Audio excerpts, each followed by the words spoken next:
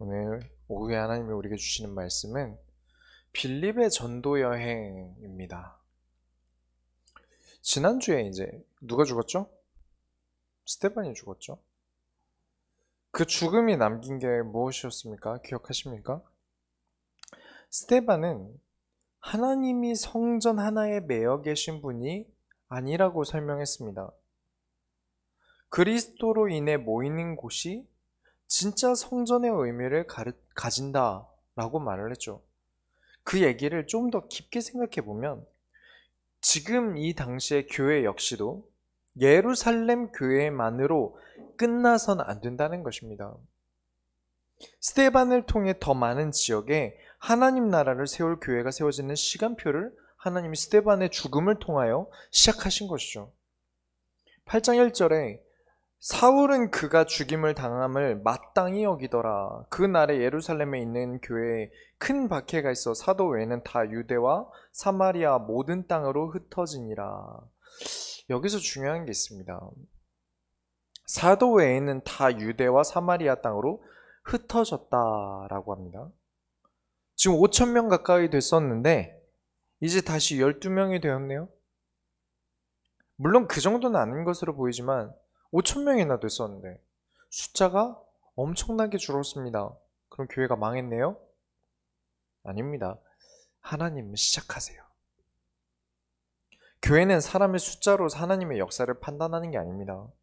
아브라함은 한 명인데 또 낳은 아들도 한 명인데 하나님 보시기에는 모래와 같은 숫자입니다. 바다에 있는 모래와 같은 숫자예요. 하나님이 보시는 소원교회 성도가 그렇습니다. 우리는 작은 한 명 같아 보입니까? 여러분이 작아 보입니까? 하나님 그렇게 보고 계시지 않으세요? 하나님 보시기에는 한 시대고 한 세대입니다. 하나님의 눈은 항상 시간이라는 것을 이렇게 넘어가면서가 아니라 한 그림으로 보고 계세요. 한 공간으로 보고 계시기 때문에 하나님이 여러분을 보실 때 지금 작은 모습을 생각하시면 안 됩니다. 이 사실을 분명히 알고 하나님의 시작을 온전히 바라보는 소원교회의 모든 성도들이 되시기 바랍니다.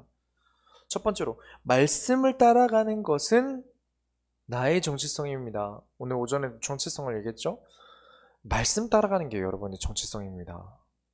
다른 게 먼저가 아니에요. 막 많은 우선순위 앞에 두고 다음에 말씀 따라가는 게 아닙니다. 인간은 하나님의 말씀이 가장 앞에 있어야 합니다. 어떤 상황에도 하나님이 선택한 나의 정체성은 작지 않습니다. 작게 생각하시면 안 돼요. 내가 나의 정체성을 작게 생각하니까 말씀도 작아 보이지 않습니까?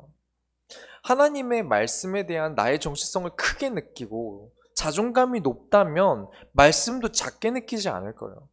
왜 우리가 오전에는 이게 말씀을 못 드리지만 오후에는 이게 비공개 메시지 때문에 대놓고 말씀을 드리자면 내가 자존감이 낮고 하나님의 말씀을 작게 보니까 내 정체성이 작아 보이니까 하나님 말씀이 전달돼도 이게 작게 느껴지는 거예요. 별거 아닌 것처럼. 이것보다 중요한 게 많은 것처럼 느껴져요. 왜냐? 내가 이 세상에 작아 보이니까. 나는 사람에게 의지해야 겨우 사는 것처럼 느껴지니까요. 그렇지 않습니다. 여러분 자부심을 가지세요. 하나님이 여러분에게 말씀을 가지고 여러분을 선택해서 부르셨습니다. 크게 부르셨어요. 절대 작지 않습니다. 8장 2절부터 3절을 보면요. 경건한 사람들이 스데반을 장사하고 위하여 크게 울더라. 상황이 슬퍼요. 3절에 사울이 교회를 잔멸할세 각 집에 들어가 남녀를 끌어다가 옥에 넘기니라. 이런데 어떻게 복음 운동을 합니까? 작은 나는 못합니다. 나의 정체성을 작게 느낀다면, 말씀이 작다라고 생각하면 이제는 복음 운동은 끝났어요. 참 피도 눈물도 없죠. 교회를 잔멸하고 다니고요. 집에 쳐들어가서 그냥 어디 모인 데도 아니고 집에 쳐들어가서 남녀를 끌어다가 옥에 넘깁니다. 이게 더 이상 예루살렘에는 거주하지 못하고 다른 지역으로 흩어져야 했던 이유였어요. 우리는 흩어지면 뭘 하게 될까요? 우리가 이 상황이라고 생각해봐요. 여러분이 이 상황에 있던 초대교회 사람들이에요. 일단 돈을 벌어야죠. 일자리를 찾아야 해요. 왜죠? 전부 다 교회에 바쳤어요. 초대교회 성도들 대부분이 자신이 있던 밭, 재산 다 팔아서 교회에 드리고 교회에서 같이 공동체 생활을 했습니다. 근데 이제 흩어져야 하지 않습니까? 이제 빈털터리예요. 어떡하죠? 돈을 벌러 가야죠. 주로 이제 친척 집에 가서 잠시 생활하면서 독립하기 위해서 이제 힘든 일을 마다하지 않고 하게 될 거예요. 살아남아야 하니까요. 그런데 여러분이 만약에 그렇게 일을 하고 있어요. 흩어져서 당장 없으니까 친척 집에 머물면서 막 눈치 봐가면서 굳은 일 마다하지 않고 막 아침부터 새벽까지 일하다 집에 들어와요. 그런데 8장 4절에 보면 그 흩어진 사람들이 두루 다니며 복음의 말씀을 전할세. 내 상황이 안 좋은데 어떻게 복음을 전합니까? 라는 게 없어요. 정체성입니다. 이걸 정체성이라고 하는 거예요. 하나님의 일을 멈추지 않아요. 내 상황이 비참해졌다고 해도 지금 내가 겨우 남의 인생에 얹혀 사는 인생이라고 할지라도 하나님의 일을 멈추지 않습니다. 왜냐? 당장 상황은 참 작아요. 내가 엄청 작아 보여요. 상황이 작지 않습니까? 내가 되게 별거 없어 보이고 쭈그러져 있는 인생처럼 보입니다. 그러나 하나님이 보시기엔 작지 않습니다. 여러분 아셔야 돼요. 노예는 작습니다. 맞죠? 노예는 작습니다. 그러나 요셉은 총리가 됩니다. 포로는 작습니다. 그러나 다니엘은 총리를 연임합니다. 여호수아는 노예 출신입니다. 그러나 가나안 땅을 정복합니다. 정체성을 잃어버리면 이 응답을 못 받아요. 그래서 정체성을 붙잡고 있어야 됩니다. 어떤 상황이 와도 내가 하나님의 자녀이며 나는 그리스도로 사는 사람이라는 이 정체성을 잃어버리면 그냥 노예로 끝나는 거고요. 그냥 포로로 끝나는 겁니다. 하나님은 그 사람의 지금을 보고 부르신 게 아닙니다. 아브라함을 부르실 때는 예수님 오실 때까지 보고 부르신 거지 그냥 당장 아브라함 자신의 지금 모습만 보고 부르신 게 아니라는 거예요. 아시겠죠? 절대 지금을 보지 마시고 더 나아가서 하나님이 나를 통해 역사하실 것을 믿으면서 나아가는 겁니다. 자꾸 빨리 쓰임 받고 싶어요. 많은 렘넌트들이 보면 빨리 뭔가 하는 그런 사람들을 부러워합니다. 문부에서. 그런 이유가 전혀 없어요. 성경을 보세요. 처음부터 인싸였던 사람이 도대체 어디 있습니까? 성경에 나는 시작부터 인싸 기질을 타고 태어났어 라는 사람이 제가 보기에는 쓰임받은 사람 중에 없어요. 요셉은 집에서 왕따를 당하고요.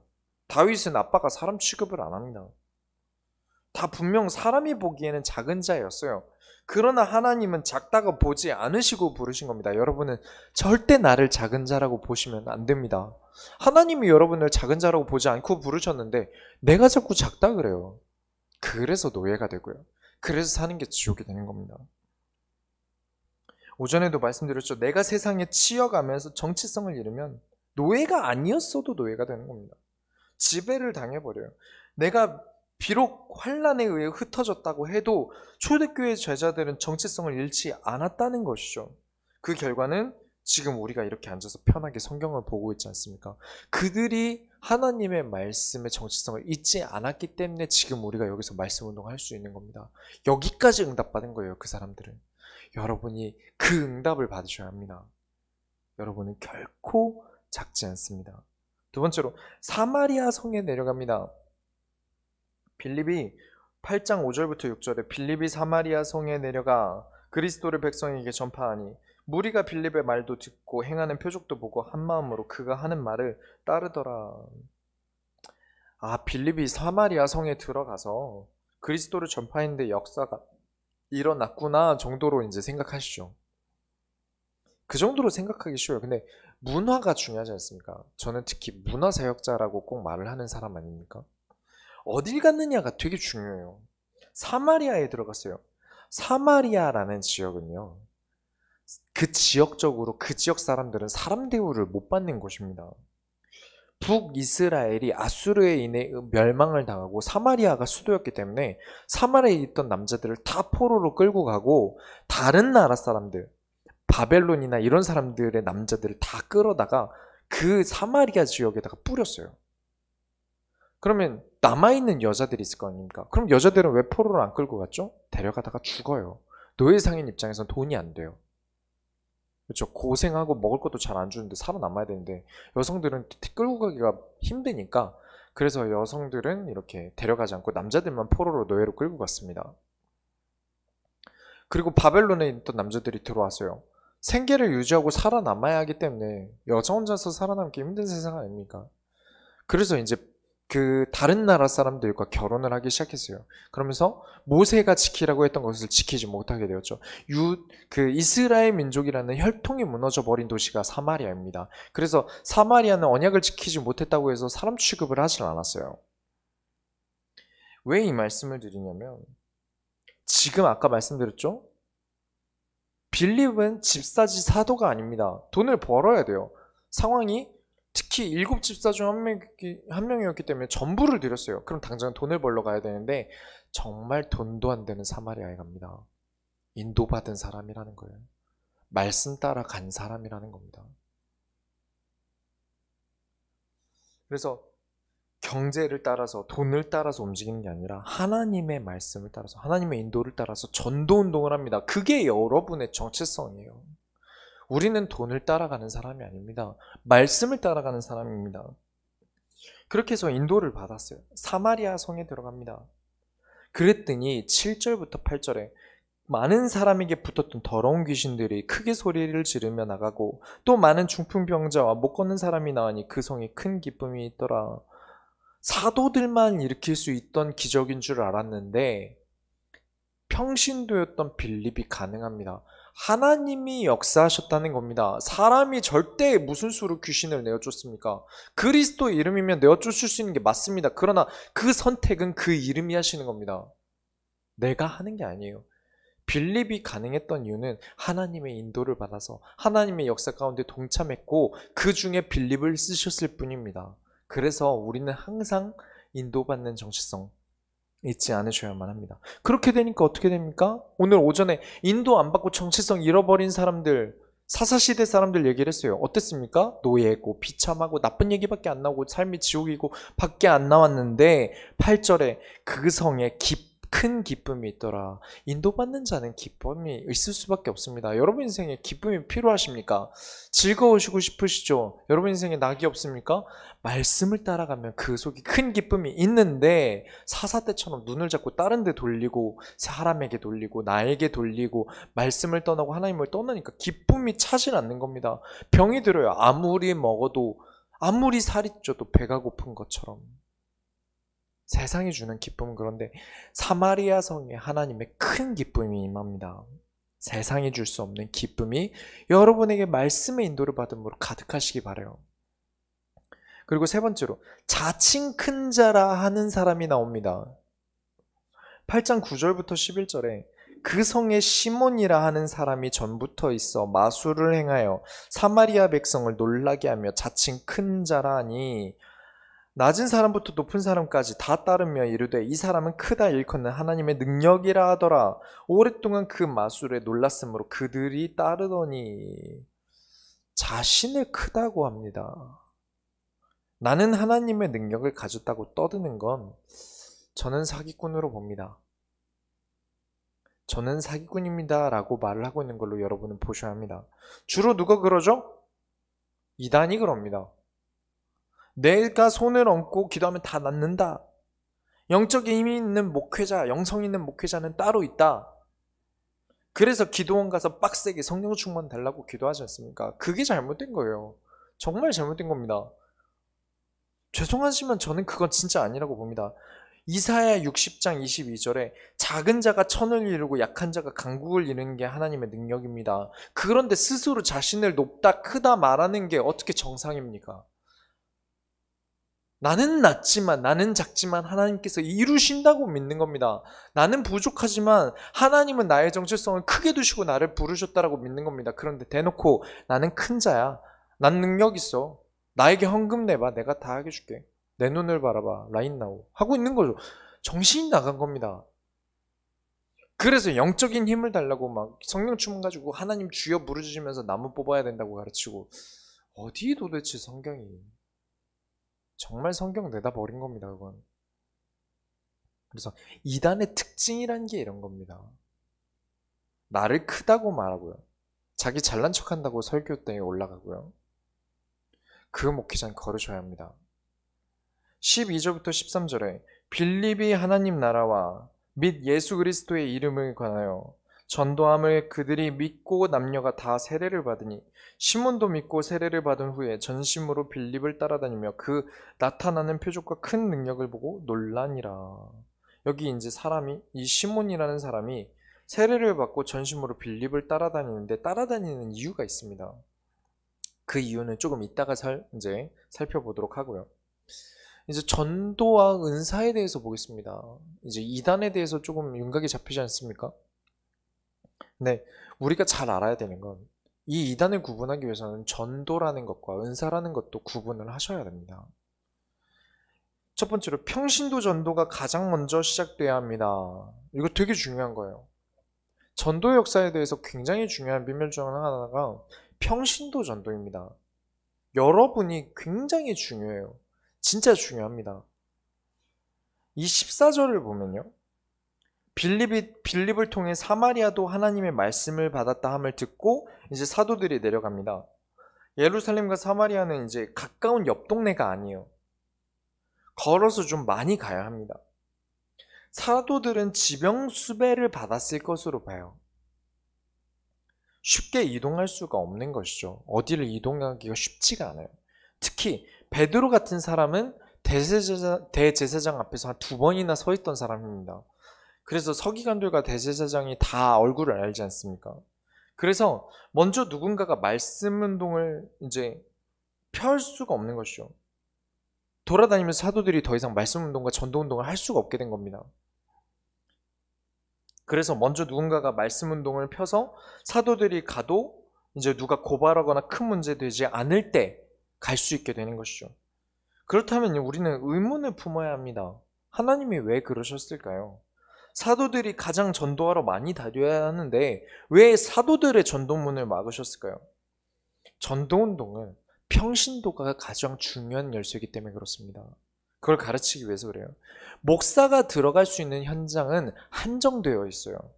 아무 의도도 없는데 의도가 있을 거라고 생각해요. 제가 목사입니다 하면 바로 교인으로 데려가려고 지금 뭔가 의도가 있어서 교회 부흥을 위해서 온 거겠지, 성도 모으러 온 거겠지, 그런 동기가 있을 거라고 생각해요. 진짜 생명을 사랑해서 시작한 것인데 듣는 사람들은 그렇게 믿지 않습니다. 그리고 아무래도 교회에 매여 있다 보니까 직업을 가질 수가 없죠. 목회자는 직업 갖기가 힘듭니다. 직업을 가질 수가 없으니까 불신자를 만나는 게 되게 제한되어 있어요. 불신자 만나기가 쉽지 않습니다. 마치 지금 사도행전의 이때와 같아요. 항상 그래 왔습니다. 아니 그럼 바울과 같은 사도들이 전도한 건 어떻게 설명하실 겁니까? 이후에 설명을 드리겠지만 이런 질문은 선교라는 개념이 들어가야 합니다. 그리고 어디 묶여있지 않아야 한다는 게 중요한 거예요. 지금은 어렵지만 이후에 사도행전 설명하면서 꼭 설명을 드릴 겁니다. 목회자의 전도와 선교사의 전도와 평신도의 전도는 다른 개념이에요. 그래서 이 셋 중에 가장 뭐가 중요하냐? 열쇠 역할을 하는 게 평신도 전도다. 사도행전을 보면서 평신도 전도는 열쇠에 포커스가 맞춰지는 전도고요. 목회자 전도는 이론적으로 신학적으로 무장이 되어 있어서 성경이 왜곡되지 않게 바르게 전달되는 전도입니다. 선교는 그들이 접해보지 않은 문화를 가지고 다른 문화에 눈을 뜨게 하면서 전달되는 전도예요. 그래서 이 세 가지는 구분점이 있어요. 특히 아까 말씀드렸죠. 목회자는 어떤 전도여야 합니까? 성경과 이론적으로 성경이 왜곡되지 않고 정확하게 올바르게 전도되어지는 데 포커스를 맞추고 있습니다. 성경을 내다 버린 목회는 틀린 거예요. 그래서 아예 절대 있어서는 안 되는 목회입니다. 절대 그런 목회자는 존재해서는 안 되는 것이죠. 그리고 은사에 관해서도 얘기를 드리겠습니다. 18절부터 19절을 보면 시몬이 사도들의 안수로 성령 받은 것을 보고 돈을 들여 이르되 이 권능을 내게도 주어 누구든지 내가 안수하는 사람은 성령을 받게 하여 주소서 하니 이제 시몬이 바라던 게 나옵니다. 돈을 주고 은사를 살려고 해요. 시몬은 우리식으로 말하자면 관종이죠. 사람들에게 드러나고 인기를 얻고 크다 칭함을 받는 걸 좋아하는 사람입니다. 그리스도로 얻는 구원이 아니라 그리스도로 인해 오는 능력을 좋아하는 것이죠. 여기서부터 대부분의 기독교인들이 실패합니다. 그리스도만으로도 만족하는 게 기독교입니다. 근데 능력을 바래요. 병 낫고 뭐 낫고 뭐 하고 방언하고. 이단들의 특징이 그렇습니다. 이단 아니어도 그렇게 하죠. 내가 크다, 나는 능력 있다 하면 걸러야 하고요. 그리스도께서 우리를 위하여 오신 일보다 그리스도를 믿으면 이런 일이 일어난다에 초점을 맞춰서 설교한다면 걸러야 합니다. 성령 받아라, 우와. 쥐가 뭔데 성령을 줍니까? 하나님인데요. 사람 아닙니까? 사람이 하나님 부울입니까? 절대 말도 안 되는 얘기를. 거기다 지금 시몬이 어떻게 합니까? 돈 주고 성령을 살려고 합니다. 저에게 성령의 세례를 주어서 나도 이런 은사를 주시고 나도 가는 곳마다 성령 세례를 줄 수 있게 해주세요. 돈을 줘서 살려고 합니다. 지금은 다릅니까? 아니요, 똑같습니다. 헌금 많이 내세요. 여러분 병 낫고 싶으면, 성령이 역사하게 만들 거면 헌금 많이 내시고. 사도행전에 왜 이런 역사가 일어났습니까? 전 집안의 전 재산 팔아서 다 교회에다가 내세요. 하나님 그 능력 주실 겁니다. 빌립 보세요. 사도가 하는 일 하지 않습니까? 라고 가르칩니다. 진짜 잘못된 거예요. 오전에 말씀드린 대로요, 인간은 노예가 되는 게 좋은가 봅니다. 죄는 달콤하죠. 당뇨병 걸리는 건 알지만 단 건 못 끊는 것과 같고, 폐암 걸리는 건 싫지만 담배 못 끊는 것과 같아요. 같은 죄인데 내 영혼을 부수지만 달콤합니다. 그렇게 계속 죄를 지어요. 20절부터 21절에 보면 베드로가 이르되 내가 하나님의 선물을 돈 주고 살 줄로 생각하였으니 은과 내가 함께 망할지어다. 하나님 앞에서 내 마음이 바르지 못하니 이 도에 내가 관계도 없고 분깃될 것도 없느니라. 이렇게 가르쳐야죠. 은사 때문에 온다면, 하나님의 성령의 은사, 막 역사, 방언 이런 것 때문에 교회를 다닌다면, 오히려 제대로 된 성경을 제대로 아는 사람이라면 그거 악하다 말해야 정상입니다. 그건 잘못됐다. 그거 아니다. 하나님의 선물이니까 너는 그리스도로 충만하고 그리스도로 살아라, 그리스도를 믿어라 라고 가르쳐야 되는 게 정상이지 않습니까? 근데 그렇게 신비주의합니다. 은사라는 것은요, 하나님의 선물입니다. 은사는, 이 은사라는 뜻, 병 고치는 것도 은사고요, 많은 게 은사고, 방언도 은사인데, 이 은사라는 뜻이 왕이 하사한 선물을 은사라고 합니다. 자, 우리의 왕이 누구시죠? 오전 메시지 들으셨으면 다 아실 거예요. 우리의 왕은 하나님이십니다. 하나님이 필요에 따라 선물로 주신 것이에요. 그리고 바울은 여러 구절에서 여러 구절들을 가지고 얘기하는데, 어떤 은사가 높은 은사다라고 말하지 않습니다.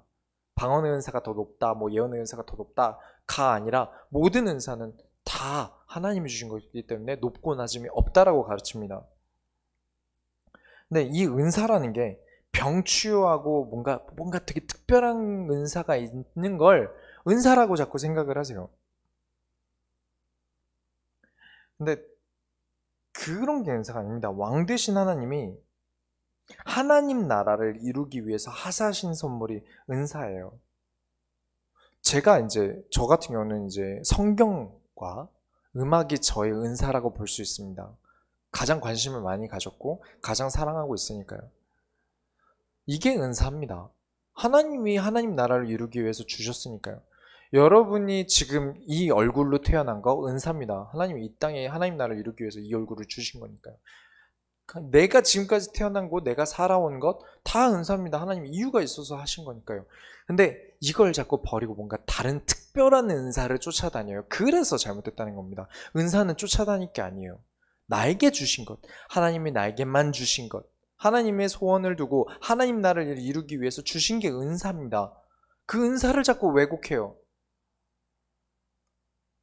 그렇게 하니까 자꾸 이 은사를 달라고 막 소리를 지르고 큰 은사 달라고 기도하고, 그것은 절대 성경적이지 않습니다. 그리고 오늘 베드로는 이에 대해서 하나님의 선물을 돈 주고 살 생각이라면 그 돈과 함께 망해버려라.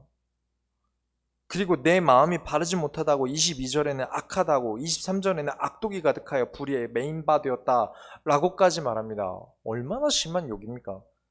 왜 이렇게 나쁘다라고 말하는 걸 교회가 강조하는지 모르겠습니다. 이해가 안 가요. 하나님이 주신다고 한 게 은사 아닙니까? 그럼 하나님이 주실 건데 왜? 그리고 심지어 마가다락방 초대교회는 뭐 하나님이 바로 주셨습니까? 기다려라. 예비하신 것을 기다려라. 예수님이 말씀하신 이후에 기다렸다 받은 게 은사입니다. 근데 왜 내가 지금 당장 받아야 된다고 그렇게 악을 씁니까? 교회가 잘못 가르쳤어요. 절대 이렇게 배워서는 안 됩니다. 그런데 헌금 많이 내야 하고, 그러면 하나님 고쳐주신다 가르치고, 초대교회는 내 모든 것 바쳤으니까 다 해야, 그렇게 해서 성령 충만이 임했으니까 너도 그렇게 해서 다 바치고 성령 충만이 임해야 된다, 이렇게 가르치고. 진짜 못됐습니다. 이거 비공개니까 할 수 있는 말이지만 그 사람들 가짜예요. 구원받았는지도 의심해봐야 됩니다. 하지만 시몬은 못 알아듣습니다. 24절에 보면 나를 위하여 기도하여 사도들이 저주한 말이 내게 임하지 않게 하소서라고 부탁합니다. 신비주의 하신 분들 있지 않습니까? 이게 오래되면 아무리 성경 가지고 말해도 이해를 못해요. 평생 해온 걸 고치기 싫은 거죠. 여하튼 그렇게 살아갑니다. 고쳐지질 않아요. 25절에 보면 사도들이 사마리아에서 말씀 운동을 계속해서 이어갑니다. 평신도 선교라는 건 문을 연다 그랬죠. 사마리아의 문을 열고 사도들이 사마리아에서 사역하게 한 이후에 하나님이 또 다른 데로 보내세요. 그렇죠. 이게 평신도 전도의 열쇠입니다. 세 번째로 에디오피아 내시를 만납니다. 아, 에디오피아 내시 만났구나. 이거 아시는 얘기지 않습니까? 거의 대부분 아실 거예요. 근데 이거 굉장히 중요한 겁니다. 사람들이 그냥 이렇게 에디오피아 내시 만나서 복음 전했다로 아는데 이거 진짜 중요한 시간표입니다. 26절에 주의 사자가 빌립에게 말하여 이르되 일어나서 남쪽으로 향하여 예루살렘에서 가사로 내려가는 길까지 가라 하니 그 길은 광야라. 광야면 사람이 있어봤자 얼마나 있겠습니까? 그러나 사마리아에 인도받아서 갔는데 하나님이 예비된 자를 붙어주셨습니다. 그렇다면 광야에서도 하나님의 예비한 자가 있겠죠. 믿고 간 겁니다. 이래서 말씀 따라가야 돼요. 무조건입니다. 진짜 내가 받아야 할 응답을 놓쳐요. 에이, 광야에 무슨 사람이 있습니까, 하나님? 거기 가면 고생만 해요. 안 갈래요. 합리적이죠? 그러나 응답 못 받습니다.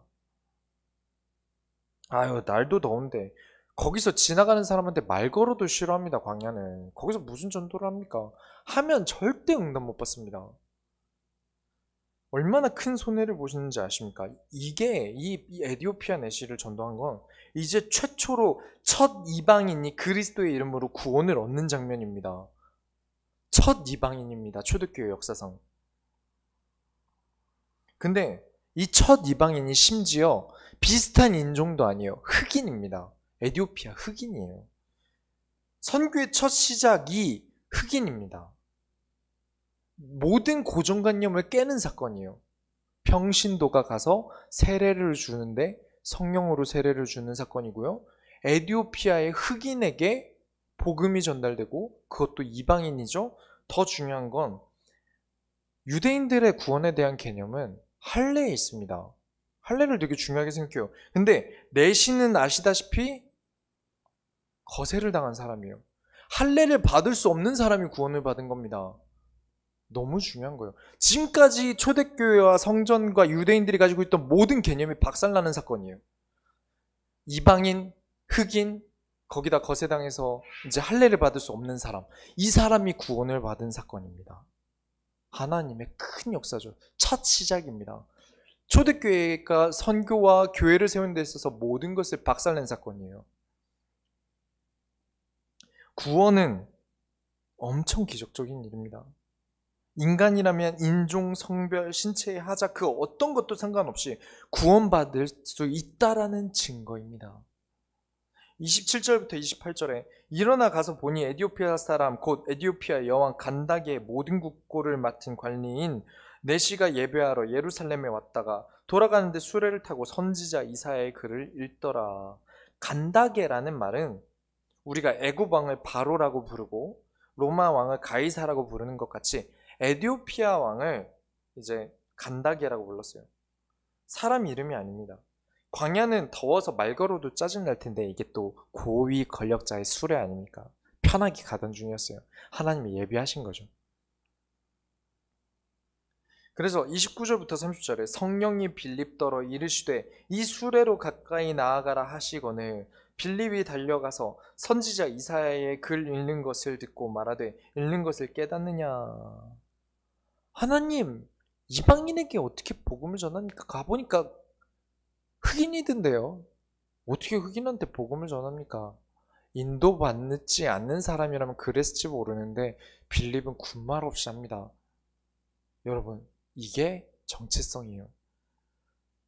야, 깨닫느냐라고 하는데 이게 되게 건방진 것 같지만 이제 왕이 모든 국고를 맡은 관리인에게 깨닫느냐? 이게 뭐 사실 깨닫습니까? 인데 이제 그렇게 번역하기는 어려웠던 거죠. 근데 이 상황이 잘못 말을 걸면 목이 날아갑니다. 이때 당시 에티오피아는 작은 나라가 아니었어요. 정말 큰 나라입니다. 거기에 국고 맡은 내시면은 잘못 말 걸다가 죽어요. 주변에 가드하는 사람들한테 바로 죽습니다. 그 위험한 일이에요. 암살자라고 여기고 죽여버리면 어떡합니까?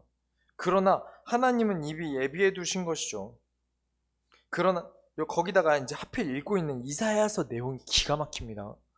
31절부터 33절에 대답하되 지도해 주는 사람이 없으니 어찌 깨달을 수 있느냐 하고 빌립을 청하여 수레에 올라 같이 앉으라 하니라. 읽는 성경 구절은 이것이니 일러스되 그가 도살자에게로 가는 양과 같이 끌려갔고 털 깎는 자 앞에 있는 어린 양 같이 조용함과 같이 그의 입을 열지 아니하였도다. 그가 굴욕을 당하였을 때 공정한 재판도 받지 못하였으니 누가 그의 세대를 말하리요. 그의 생명이 땅에서 빼앗김이로다 하였거늘. 이사야서에서 가장 그리스도가 노골적으로 나타있는 그 장이 이사야 53장인데 하나님이 예비해서 만나보니까 그 사람이 이사야서 53장을 읽고 있던 겁니다. 이사야서 전체를 통틀어서 그리스도를 가장 노골적으로 설명한 장이 53장이에요. 하필 읽어도 53장을 읽고 있습니다. 그리고 궁금했습니다. 도대체 이 53장에 이 사람이 누구냐? 34절에 그 내시가 빌립에게 말하되 청컨대 내가 묻노니 선지자가 이 말한 것이 누구를 가리킴이냐? 자기를 가리킴이냐? 타인을 가리킴이냐? 하나님의 역사는 그런 것입니다. 도무지 사람의 상식으로는 이해할 수 없는 사건들이 일어나요. 그러니까 절대로 내 생각대로 하는 건 정말 바보짓인 겁니다. 정말 손해를 봐요. 결론을 내리겠습니다. 35절부터 36절에 빌립이 입을 열어 이 글에서 시작하여 예수를 가르쳐 복음을 전하니 길 가다가 물이 있는 곳에 이르러 그 내시가 말하되 보라 물이 있으니 내가 세례를 받음에 무슨 거리낌이 있느냐. 쿨합니다. 쿨하게 구원을 받아요. 이만큼 평신도 선교가 중요합니다. 왜 그러냐면 당시 사도가 만약에 이 에티오피아 내시에게 갔다면 바로 죽습니다. 왜냐?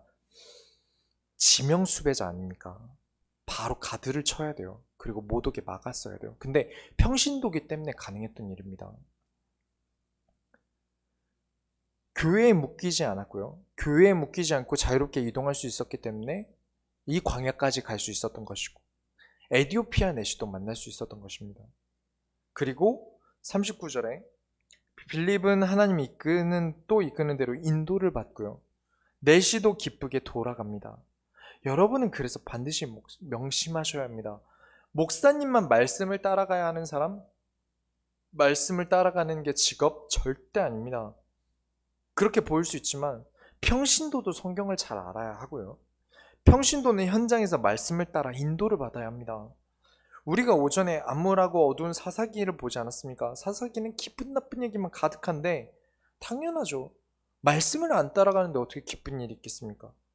그리스도로 살지 않는데 기분 나쁜 얘기밖에 있을 수 없습니다. 그러나 하나님의 말씀을 따라 인도받는 사람의 길은 어떻습니까? 가는 성마다 기쁨이 있고 내시도 기쁘게 걸어가고 하나님의 첫 선교문을 열어주시고. 여러분, 사는 게 힘드십니까? 말씀을 붙잡는 게 힘드세요? 그러나 붙잡으세요. 세상이 전쟁과 같습니까? 그렇다면 더더욱 말씀을 붙잡으세요. 여러분의 인생이라는 여행이 기쁨으로 가득하게 될 것입니다. 우리가 하나님의 정체성을 잊지 않고 하나님의 소원을 이뤄드립시다. 기도하겠습니다.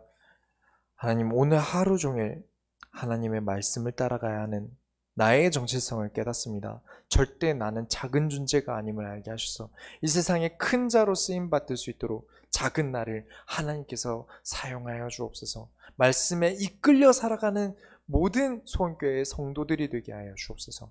살아계신 예수 그리스도의 이름으로 기도드렸습니다. 아멘.